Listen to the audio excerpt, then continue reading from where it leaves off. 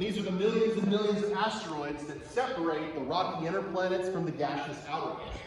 We actually have a dwarf planet here in the asteroid field known as Sirius. Okay? I thought it was Pluto. Now, that looks pretty cool, but we actually have another one, another asteroid belt.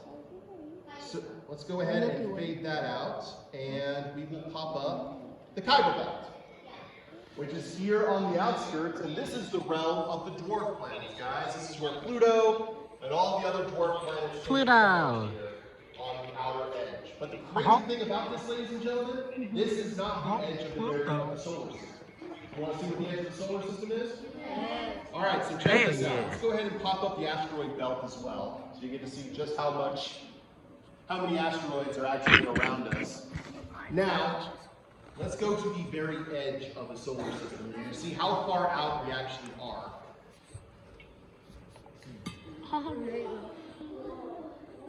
All right, so we're zooming out very, very far, and you can't even see your cloud hardly at all, right? I can. It just looks very small. It almost looks like the sun, we're so far away. But the edge of our solar system, ladies and gentlemen, is actually a black hole. The Oort cloud. The Oort cloud is a huge field of ice and rock on the outskirts of our solar system. This is the realm of comets, ladies and gentlemen. These are where comets come from. The sun's gravity will grab one of these and start pulling it toward the sun. While it's on its approach, parts of it will start breaking off of ice and dust and create a comet. So, to give you an idea of how massive this is, you think that these rocks are actually close together. The distance from some of these rocks, like next to each other, is the distance from Neptune to the sun. They're way, way far spread apart. And this is so massive, we sent probes out in the 1970s to explore space. They haven't even reached the edge of this cloud yet. All right? The edge of this, they're going to reach the edge of the Oort cloud in the 2060s, almost 100 years later. That's how massive our solar system is, to say nothing of how massive the entire galaxy is, right? So, let's go ahead and fade out the Oort cloud, as well as the Kuiper belt and the asteroid belt. So all you see is the sun. And now, let's go ahead and check out the exoplanets. So all the green that you see here are worlds we've discovered in other star systems that may be like the worlds that we have in our solar system. And we're actually going to be flying, that plus sign right there is a huge cluster. That's where we've been discovered the most of them. But we're actually going to an exoplanet now called GJ180b. This is in another star system, and one of the reasons that we're very interested about it is in that star's habitable zone. And this world is, and we'll see as it turns around, is an area that is not too far and not too close to the sun, or to its star. If it was too close to the star, we'd have a world like Venus, 860 degrees with storms and acid rain. If it's too far, we'd have Mars, frozen desert, giant tornadoes and storms that last for weeks and weeks on end. But this is right in the sweet spot that if the planet is large enough and has retained an atmosphere, there could be life on this world. Now, because it has this GJ180, it doesn't have, we don't have cool naming designations for a lot of these exoplanets yet. But if you see here, once it turns around, you'll see that there could be potential water on the planet as well. And when there's water, there's life. That's right. So maybe one day we'll be able to travel here, but not for a long time. I'll give you an idea of how long a light year is. A light year is about Buzz Lightyear. 7 trillion miles. Okay? About 7 trillion miles. And our Voyager probe would take about 80,000 years just to reach the closest solar system from ours. 80,000 years. So it's kind of crazy just how massive these distances are. See? Does it kind of look like oceans to y'all? Maybe. World hunger. Maybe we'll see someday. Now, let's go ahead and leave this, and we're actually going to travel very, very fast to the center of our entire galaxy, the Milky Way. And have you ever seen pictures of the Milky Way and wonder why it's so bright in the middle? That's because there are tons of stars all clustered together. But what we're heading to is something that a lot of folks like seeing. Mira, mira, A black hole. mira how bright. This is called Sagittarius A. This is the black hole that is in the center of our galaxy.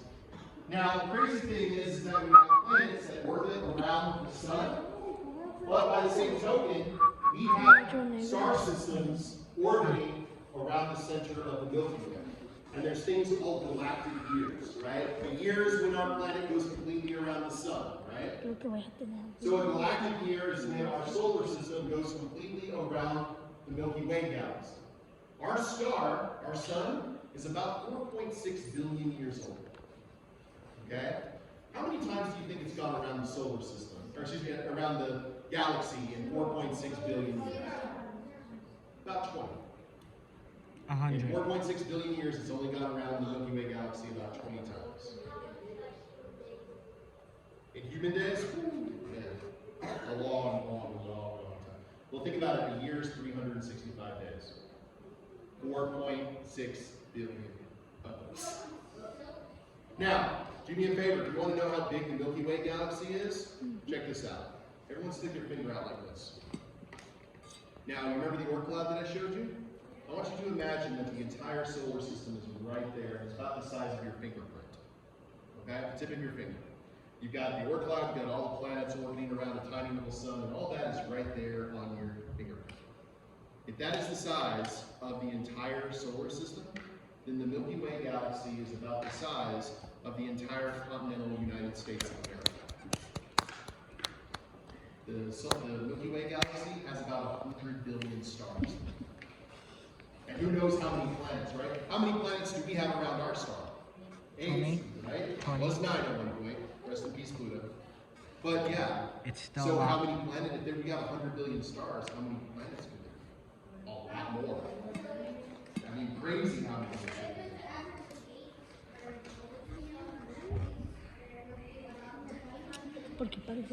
And we don't know. We don't know how many there actually be, but there's probably quite a lot. Now, let's go ahead and zoom out more, and we'll show you what the Milky Way looks like.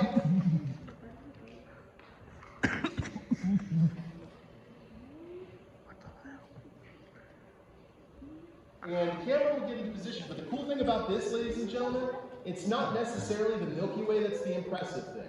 Now, I want you to imagine this, 100 billion stars just in the Milky Way. That's why it's so bright in the middle, because there's so many stars clustered together. But as we zoom out here and see the Milky Way in all of its glory, it's not necessarily that, it's the neighborhood that's impressive. What the hell? Oh my. Ladies and gentlemen, every single speck of light you see here is another galaxy, filled with just as many billions of stars and planets and moons. Every single speck of light you see here is an entirely new one. And we do have a galaxy nearby. Our closest galaxy is the Andromeda galaxy. And the crazy thing is, here in about 2 billion years or so, we're going to get very, very close to Andromeda because the two galaxies are going to collide. The crazy thing about that is the stars are so far apart, they don't think that any of the stars are going to crush together. They're just going to pass by each other. But think about that, guys. 100 billion planets and stars in every single one of these. And then we just have ours. And if you want to know where we are in all this, let's go ahead and pop this up. We're about here. So, kind of in the middle. Like that. Yeah, that's Sol. That's the sun. Now, check this out, guys. You can actually go out farther. You want to go out farther? Wait, what? Yes. All right. So, we're going to leave the Milky Way galaxy behind. The galaxies here around the Milky Way are called the local group. And the local group is part of a larger area called the Virgo supercluster. What you're about to see here, ladies and gentlemen, is known as the cosmic web. They have found dark matter actually connects all of these galaxies together. So, as we zoom out, you'll see what looks like a giant spider web. Check it out. Every single light is another galaxy. That looks like a green screen. Mira. Mira este. Mira on mi camera. Looks like a butterfly out there, doesn't it? Wow. So, ladies and gentlemen, this is the known universe. These are all the galaxies that we have discovered so far. We are at the center, right? Because we have to be the center of the entire galaxy, the entire universe. No. And the colors represent the kind of light that we had to use in order to discover galaxies far away from us. The redder the light, the farther away they are from us, and the older they are. Galaxies that formed near the beginning of the universe, right here in the red. And you can see here, there's a ton of them that are just kind of hidden and very far out. But yeah, now here's the crazy thing. This is gonna kind of bake your head. So, we're at the center. Because of how light travels, check this out. If we were in that galaxy, right there, and did the exact same thing, mapping out the galaxy from that point, our map of the galaxy, or excuse me, of the universe, would look exactly like this. Because of how light travels. So everyone's map of the universe looks similar, looks the same. So it's kind of creates a weird optical illusion, kind of like sunrises and sunsets. But yeah, they believe that they have discovered about 200 billion galaxies so far. And think about how many planets and moons and stars are in each one. So how many think that there could be a chance for aliens, knowing how big everything actually is? 2,000. 75%, those are pretty decent odds, right? Think about what Carl Sagan said. He's a famous astronomer, someone who studies space and the planets. He said knowing how big the entire universe is we're the only intelligent life in the universe. It's a horrible waste of space, isn't it? It really is. So, let's go ahead. Oh, also, universe is getting bigger. Daddy. So check this out. The Milky Way galaxy is creating a new star system about once a month. Okay, so once a month, a brand new star system is created. They have taken all of the other galaxies into account, and they believe the universe itself is creating a new star system somewhere in some galaxy once every second. All right, brand new star system. Brand new star system. How many seconds are in just a day? A millisecond.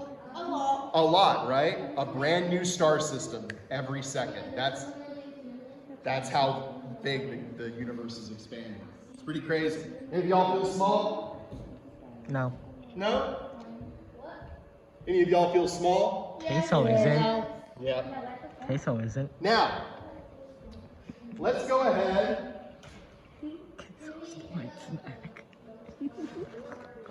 Oh, that's a funny face. Let's go ahead and fly back in.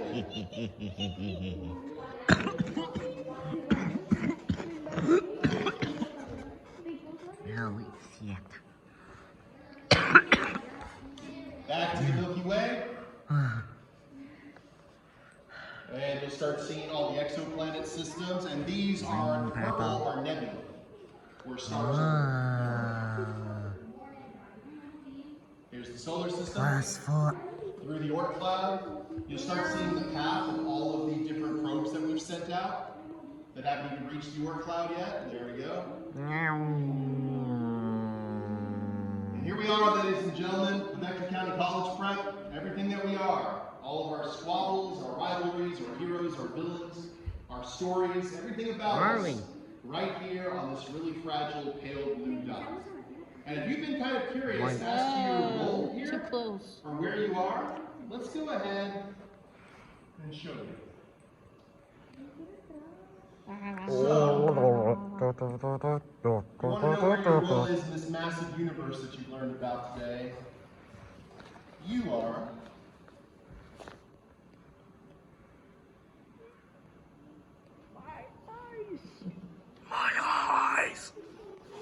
Oh, black for real. It's too much. see the lack of green. Oh. Lack of beans. Me